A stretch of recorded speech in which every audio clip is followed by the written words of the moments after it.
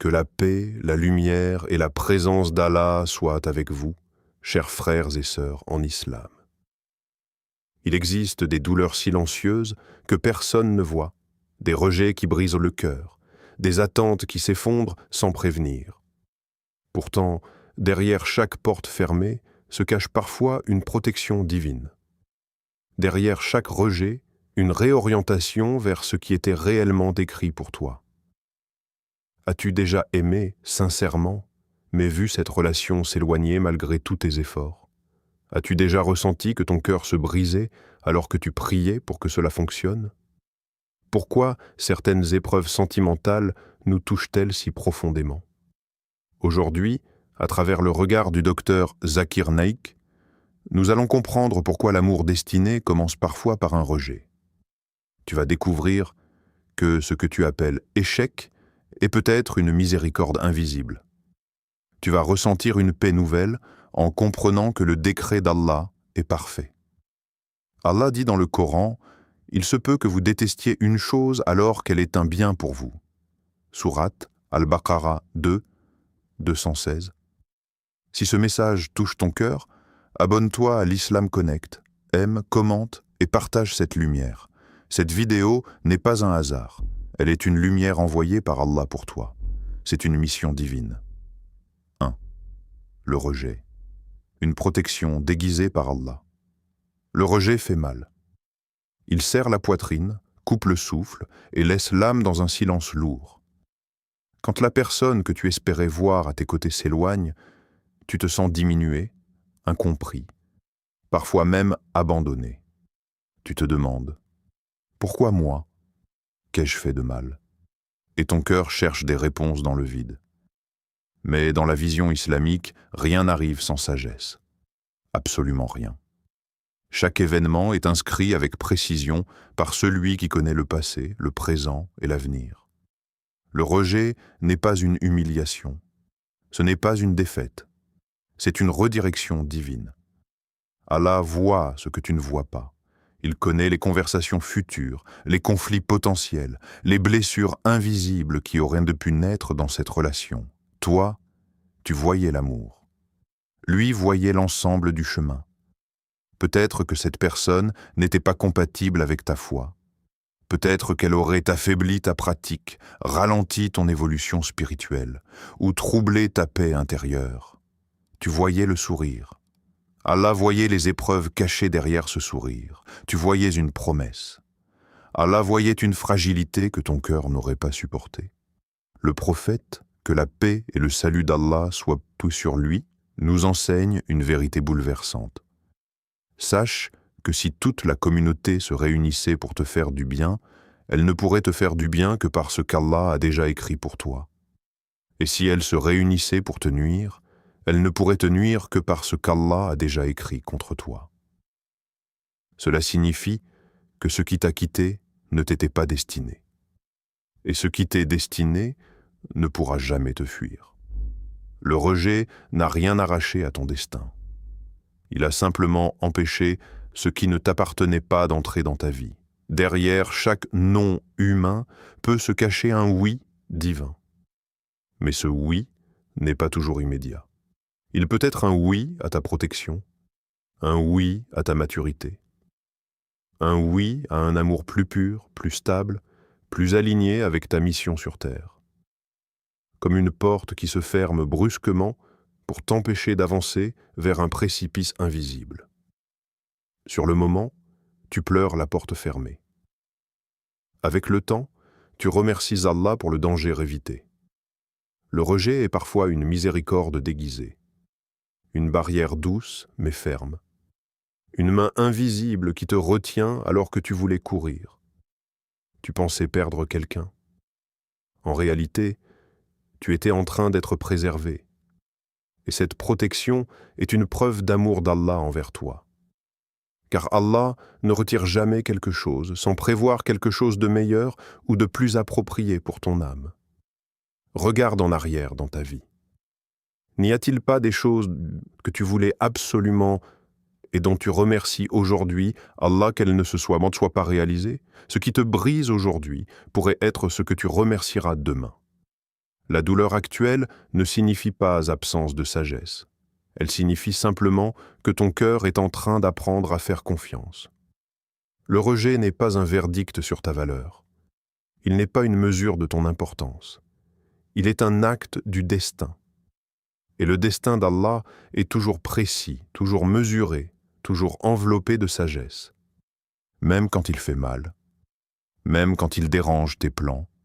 Si cette relation s'est arrêtée, ce n'est pas parce que tu étais insuffisant. C'est parce que Allah est suffisant pour toi. Et parfois, il retire une personne pour te rappeler que ta sécurité émotionnelle ne dépend jamais d'une créature, mais toujours du Créateur. 2. Pourquoi l'amour destiné commence par un rejet, une purification du cœur? Il y a des attachements qui semblent purs, mais qui, en profondeur, prennent une place qu'ils ne devraient mêler pas occuper. L'amour est une bénédiction lorsqu'il est équilibré. Mais lorsqu'il devient obsession, dépendance, peur de perdre, il commence à envahir l'espace qui appartient à Allah seul. Parfois, sans même t'en rendre compte, ton cœur s'accroche à une créature avec une intensité qui dépasse la confiance que tu devrais placer dans le Créateur. Et c'est là qu'intervient la sagesse divine. Pourquoi l'amour destiné commence-t-il parfois par un rejet? Parce que Allah purifie avant d'accorder. Il nettoie avant de remplir. Il vide ton cœur de ce qui pourrait l'alourdir avant d'y déposer ce qui est réellement écrit pour toi. Le rejet devient alors un acte de purification, une opération invisible du cœur. Quand cette personne quitte ta vie, une douleur s'installe. Mais cette douleur te pousse vers le tapis de prière. Elle te pousse à lever les mains la nuit. Elle t'apprend à dire « Ya Allah » avec une sincérité que tu n'avais jamais connue auparavant. Avant, tu faisais peut-être du dua pour que cette relation fonctionne. Maintenant, tu fais du dua pour que ton cœur guérisse. Tu passes d'un attachement humain à une dépendance spirituelle. Et cette transition change tout. L'amour peut devenir une idole silencieuse. Pas une statue visible, mais une pensée constante, une attente permanente. Une peur continue, tu vérifies ton téléphone, tu analyses chaque message, tu interprètes chaque silence. Ton humeur dépend de l'attention d'une personne, et doucement, ton équilibre se fragilise. Allah, dans sa miséricorde, ne veut pas que ton cœur soit prisonnier. Il veut qu'il soit libre, libre de l'adorer pleinement, libre de trouver la paix en lui avant de la chercher ailleurs. Le rejet te ramène vers Allah. Il te rappelle que la source de la sérénité n'est pas dans une relation, mais dans la proximité divine. Tu commences à goûter à une autre forme d'amour, un amour constant, un amour qui ne répond pas avec froideur, un amour qui ne disparaît pas sans explication. L'amour d'Allah ne fluctue pas selon ton apparence, ton statut ou tes erreurs passées. Il est stable, il est miséricordieux, il est infini. Dans les nuits où tu pleures, tu te transformes. Le tahajjud devient ton refuge. Les versets du Coran deviennent une lumière différente. Tu ne lis plus avec les yeux seulement, mais avec le cœur blessé. Et c'est dans cette blessure que la purification s'opère. Ton ego diminue. Ton attachement excessif s'apaise. Tu comprends que l'amour humain est un complément, jamais une fondation. Ce n'était peut-être pas la personne qui était ton destin. C'était la transformation que cette épreuve devait provoquer en toi. Allah ne regarde pas seulement ce que tu veux, il regarde ce que tu dois devenir. Peut-être que sans ce rejet, tu serais resté émotionnellement dépendant. Peut-être que tu n'aurais jamais développé cette maturité, cette patience, cette profondeur spirituelle. Allah prépare ton cœur avant de t'envoyer l'amour qui t'est réellement destiné. Car l'amour destiné ne doit pas devenir une distraction de ta foi, mais un renforcement. Il doit t'élever, pas te détourner. Il doit compléter ton chemin vers Allah, pas le remplacer. La purification est parfois douloureuse, comme l'or qui passe par le feu pour devenir plus pur. Tu ressens la chaleur de l'épreuve, mais tu ne vois pas encore l'éclat futur. Pourtant, chaque larme versée par amour pour Allah efface une dépendance excessive. Chaque invocation sincère nettoie une attente fragile. Le rejet n'était pas la fin d'une histoire. C'était le début d'une élévation intérieure. Et dans cette purification silencieuse, Allah est en train de reconstruire ton cœur pour qu'il soit capable de porter un amour plus sain, plus stable, plus aligné avec son plan parfait. 3. Dr Zakir Naik réagit « Le décret d'Allah est parfait. Quand le cœur est blessé, il cherche une explication. Il veut comprendre pourquoi une relation s'est arrêtée, pourquoi les promesses se sont dissipées, pourquoi l'attachement n'a pas abouti. Et c'est ici que la compréhension du qadar, le décret divin, devient une lumière essentielle. Le docteur Zakir Naik rappelle souvent que l'islam n'est pas une religion fondée sur l'émotion seule, mais sur la logique, la cohérence et la confiance absolue dans la sagesse d'Allah. Si Allah est Al-Alim, celui qui sait tout, le visible et l'invisible, le présent et l'avenir, comment son choix pourrait-il être imparfait? Comment ce qu'il décrète pourrait-il être une erreur? Lorsque tu subis un rejet, tu le vois comme une rupture soudaine. Mais dans la science divine, cet événement était déjà inscrit bien avant ta naissance, avant même que tu rencontres cette personne, avant même que ton cœur commence à s'attacher. Rien n'est accidentel dans le destin. Ce rejet n'était pas une surprise pour Allah. Il faisait partie d'un plan plus vaste, plus précis, plus profond que ce que ton esprit peut saisir aujourd'hui. Le qadar signifie que chaque détail de ta vie est mesuré avec une sagesse parfaite, pas approximative, pas aléatoire, parfaite. Ton futur époux ou épouse est déjà décrété ou décrété. Son nom est connu d'Allah. Le moment de votre rencontre est connu d'Allah. Les circonstances exactes sont connues d'Allah. Ce rejet n'a rien supprimé de ton destin. Il n'a rien volé. Il n'a rien retardé.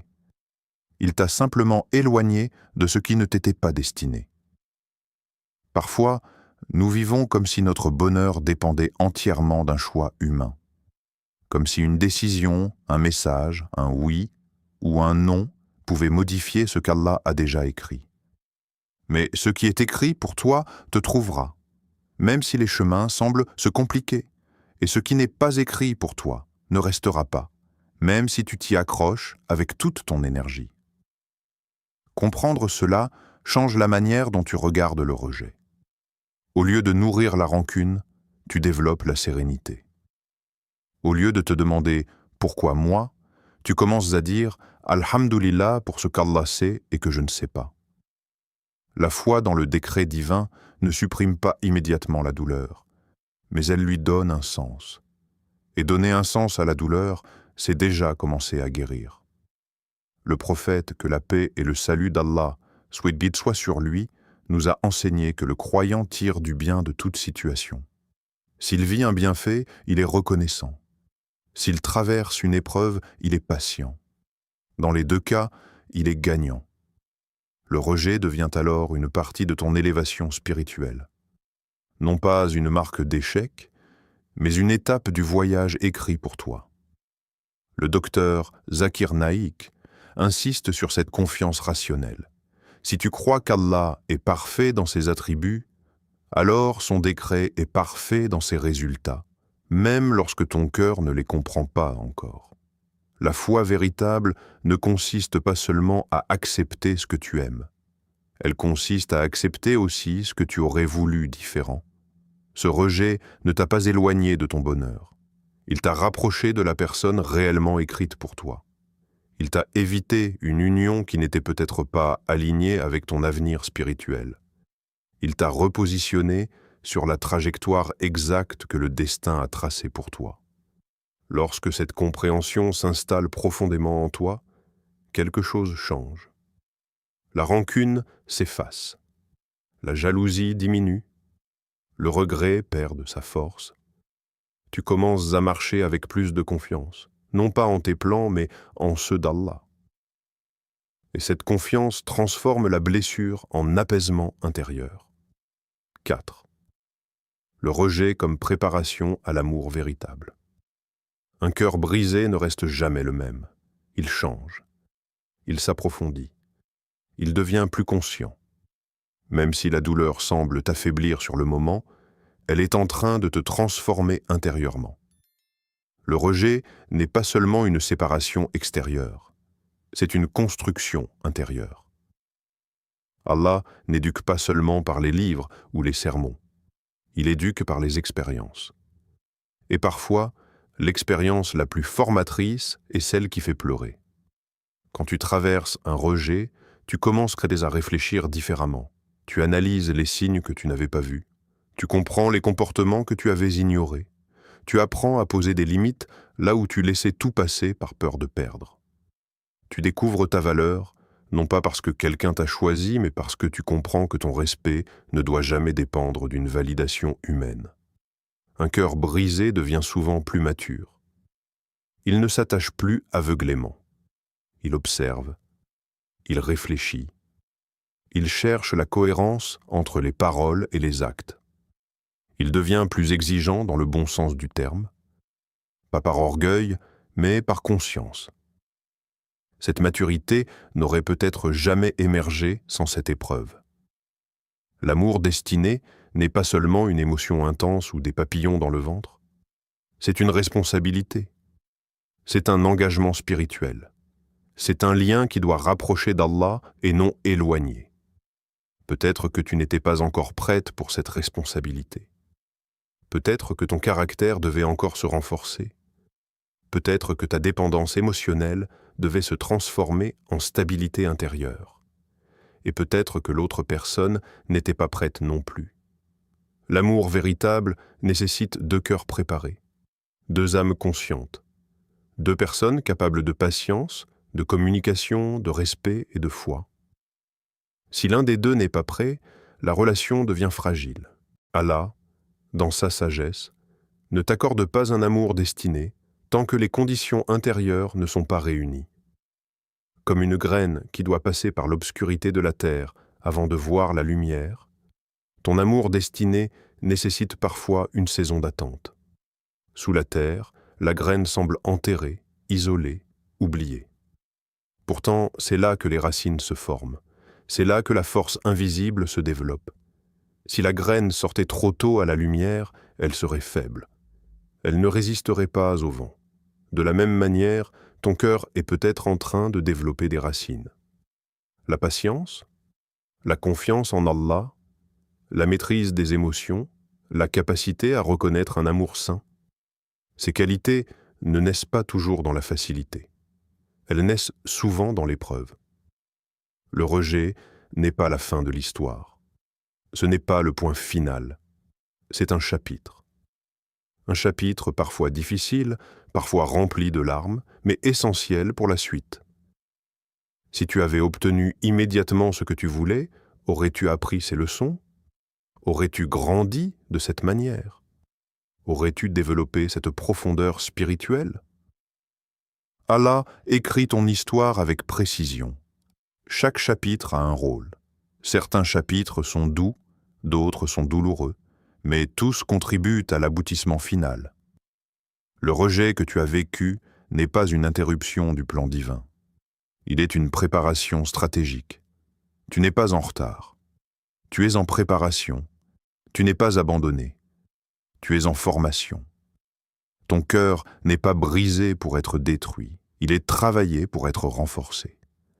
Et lorsque l'amour véritable entrera dans ta vie, tu le reconnaîtras avec clarté, maturité et sérénité, parce que tu seras devenu la personne capable de le porter.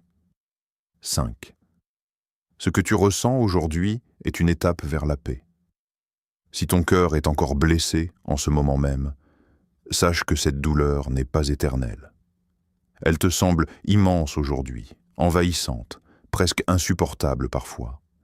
Mais elle n'est qu'une étape, une saison, une traversée. Allah ne crée pas une épreuve pour te briser définitivement. Il permet une épreuve pour te transformer et t'élever. Allah est Ash-Shafi, celui qui guérit. Il n'est pas seulement celui qui décrète l'épreuve, il est aussi celui qui apporte le soulagement. Chaque larme que tu verses dans le silence de la nuit, chaque invocation murmurée avec une voix tremblante, chaque « Ya Allah » prononcé avec sincérité, ne se perd pas. rien ne se perd auprès d'Allah. Chaque émotion contenue, chaque patience choisie au lieu de la colère devient une élévation en degrés. Parfois, le rejet t'a rapproché de ton Seigneur plus que l'amour ne l'aurait fait. Lorsque tout allait bien, peut-être que ta prière était rapide, distraite. Peut-être que ton cœur était absorbé par l'attention d'une personne. Mais dans la douleur, tu as cherché Allah différemment. Tu as prié plus longtemps. Tu as réfléchi plus profondément. Tu as ressenti une dépendance sincère envers lui. Et cette proximité est une richesse que rien ne peut acheter. Il arrive que la plus grande preuve d'amour d'Allah envers toi soit de retirer ce qui aurait blessé ton avenir. Sur le moment, tu ne vois que l'absence, tu ressens le vide. Mais Allah voit la protection. Il voit les conflits que tu aurais subis, les humiliations possibles, les blessures répétées. Il voit les détours que cette relation aurait créés dans ton cheminement spirituel. Et dans sa miséricorde, il ferme la porte avant que tu n'entres dans une pièce obscure. La paix ne vient pas immédiatement après le rejet. Elle arrive progressivement, comme l'aube qui apparaît doucement après la nuit. Au début, tu ne vois qu'une légère clarté. Puis la lumière s'étend. Et un jour, tu te réveilles avec un cœur plus léger. Tu penses bénant à cette personne sans que la douleur te submerge. Tu acceptes, tu comprends, tu avances. Fais confiance. Ce qui est écrit pour toi viendra avec sérénité. Il ne viendra pas dans la confusion constante. Il ne viendra pas dans l'humiliation ou la peur permanente de perdre. L'amour destiné ne te fera pas mendier l'attention. Il ne te fera pas douter de ta valeur. Il ne te fera pas sacrifier ta dignité ou ta foi pour être accepté. L'amour écrit pour toi sera aligné avec ta paix intérieure. Il viendra avec stabilité, avec respect, avec clarté. Et surtout, il ne prendra pas la place d'Allah dans ton cœur, mais il renforcera ta relation avec lui, car l'amour véritable en islam est un chemin vers Allah, pas une distraction loin de lui. Aujourd'hui, ce que tu ressens est une transition. Tu passes d'un attachement fragile à une confiance solide. Tu passes d'une dépendance humaine à une reliance divine. Et cette transition, même si elle est douloureuse, est une élévation. Ne te précipite pas pour combler le vide. Ne cherche pas à remplacer rapidement ce qui est parti. Laisse ton cœur guérir correctement. Laisse Allah reconstruire en toi une paix plus profonde que celle que tu avais auparavant. Car parfois, la sérénité que tu recherches dans une personne, Allah veut te l'enseigner directement. La blessure d'aujourd'hui prépare la tranquillité de demain. Et lorsque tu regarderas en arrière, tu comprendras que cette étape n'était pas une perte, mais un passage nécessaire vers une paix plus mature, plus stable, plus ancrée en Allah. Aujourd'hui, retiens ceci. Le rejet n'est pas une punition, c'est une protection. Ce que tu as perdu n'était peut-être pas destiné à rester, et ce qui t'est destiné ne pourra jamais t'échapper. Pourquoi l'amour destiné commence-t-il parfois par un rejet? Parce que Allah purifie ton cœur, parce qu'il te prépare, parce qu'il veut pour toi un amour qui renforce ta foi et non qui l'affaiblit, parce que son plan dépasse tes émotions du moment. Si ton cœur est encore sensible en écoutant ces mots, c'est que ce message était pour toi.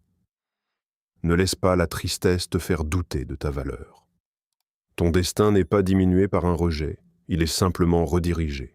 Abonne-toi à l'Islam Connect, partage cette lumière autour de toi et écris en commentaire « Je fais confiance au plan d'Allah ». Merci d'avoir ouvert ton cœur à cette parole. Que la paix d'Allah t'accompagne, que ta patience soit récompensée et que ton amour destiné soit une source de sakina pour toi. Allah dit « Et quiconque place sa confiance en Allah, il lui suffit ». Sourate At-Talaq 65.3. Fais confiance, respire, avance avec foi. Qu'Allah apaise ton cœur, éclaire ton chemin et t'accorde ce qui est meilleur pour toi dans cette vie et dans l'au-delà. Amin.